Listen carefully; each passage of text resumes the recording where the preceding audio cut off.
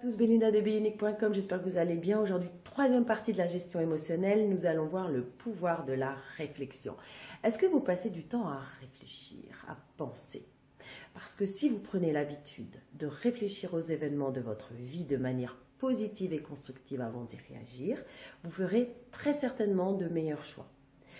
Par exemple, vous prendrez des décisions plus éclairées, votre approche sera plus constructive que celle des personnes qui se contentent de réagir sans trop réfléchir aux conséquences de façon rapide.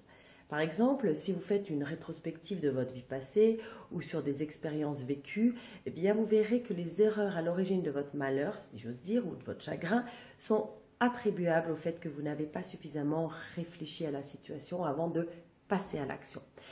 Vous savez bien que chaque personne a sa propre perception ou interprétation d'un événement ou d'une situation. Et donc ces sentiments découlent inévitablement de l'interprétation que elle en fait. Ce qui veut dire, ça c'est une bonne chose, que vous pouvez choisir d'entretenir une pensée qui vous rendra optimiste ou heureux au lieu d'entretenir une autre qui vous rendra malheureux.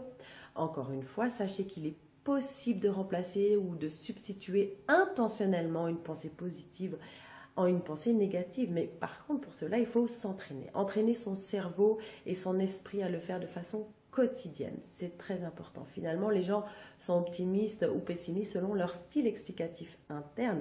C'est-à-dire que votre style explicatif correspond à l'interprétation que vous faites vous-même des événements.